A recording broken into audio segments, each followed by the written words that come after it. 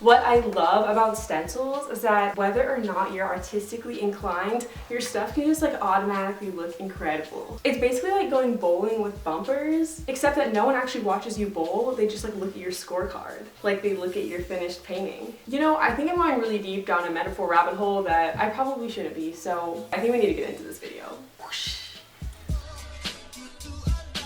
Of course, you'll need paint. I'm using acrylic paint, but you may use a different kind depending on what kind of material you're painting on. As for paintbrushes, I always like to have a huge variety on hand. And then you also need a thing to put your paints on and a little cup of water. And lastly, your stencils.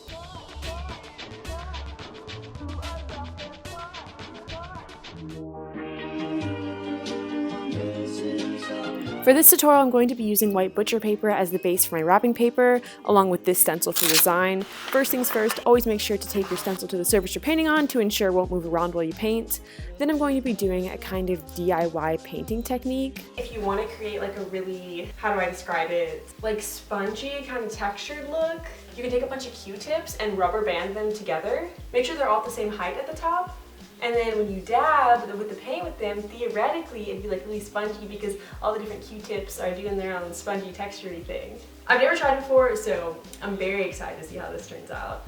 I started out mixing light and dark blues and then adding in some gold as a nice accent color.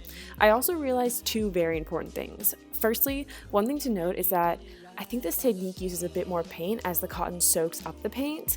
And the second very important thing I learned is, well, let me just roll the clip of my discovery. Oh my gosh, and the best part, you can just flip it to the other side to get a second color. 200 IQ, wow. One thing that's important to remember with stencils is that they're a guide for your creativity and not something you're beholden to. So for the geometric part of the design, I decided to just outline the shapes. I think this will work really well to complement the stars without overpowering the wrapping paper. This leaves a lot of white for a really nice, clean look. I also think it's important to note that I switched from the Q-tip trick to a normal paintbrush to have a nice difference in texture. Okay, I think I'm done. I'm so excited to see how it's gonna turn out. Okay.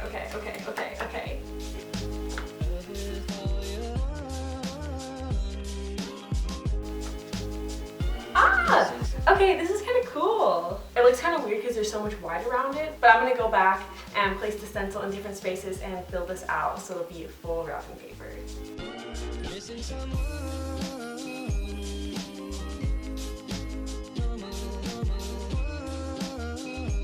Here is the finished look. I think it turned out so cute, and you could add so much customization. You could write the names of the person whose gift it is and little stars. You could literally go crazy with it. The first piece of wall decor we're going to do is a kind of rustic bird on this piece of wood. We're going through our previous steps of taping our stencil down, choosing our color palette. I tried to use colors that I knew would go with the pre-existing color palette of the art already on my wall. And with that, we're just about ready to get started. For the style of this piece, I want the individual brush strokes to be really apparent. I love in paintings when you can see every stroke. It gives a slightly less realistic feel, and I think it'll go really well with the rustic wood mood. For my colors, I'm using a lot of different warm tones to add a lot of depth.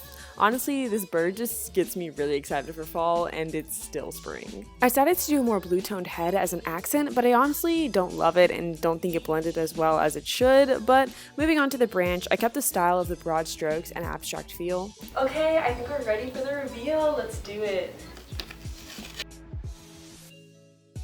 And once the stencil comes off, you can kind of see like what areas need some more defining. So if you feel confident enough to do a little bit of freehand, I think it's always nice to come back in and just touch up a few spots now that you have the perspective of no stencil. Looks so good up there. We definitely need something right there though. Let's go create it. I bet you didn't expect to come face to face with Hemingway in this tutorial. Well, unfortunately, we're actually ripping up his wise words to paint on them. This flower stencil is, how else do I say it, huge. It's honestly perfect for painting on your wall, but this is a unique ways to use stencils video, so we're going to be stenciling across these 4 book pages. Don't worry if you don't see the vision yet, I promise it's going to turn out really cool. I placed the pages a bit apart so it'll have this kind of fractured flower look when it's done. Once I'm done with the top 2 pages, I'm going to do the same thing for the bottom 2. And as you can see, I'm using these same warm color palette as before, so all the pieces will tie together really well. And here's the finished look. I then just staggered them on my wall and they fit really well to complete my little art wall. Last but not least, we're going to be doing some journaling. I take pride in my bullet journal looking like a Pinterest board, so I'm going to do the same thing this May, but this time with stencils. I'm using these markers, but there's a huge number of coloring utensils, is that the word, that you could use. Now for this stencil, I'm only going to use the leaf part, which I think is important to note is that your stencils can be whatever you make them out to be, whether you're using the entire or just part of a stencil is up to you. I taped my stencil pretty loosely since we're going to be moving it around a lot to draw all the different branches, and I'm doing fairly messy lines with the stencil. This is because all overlapping lines are going to be filled in with different colors. Now for the other side of the page, I'm using this stencil as a border for my monthly calendar, and I'm also going to be doing some freehand drawing to complete this page. Alright, and that's not only the finished bullet journal look, but it's also the end of this video. I hope you guys enjoyed this video.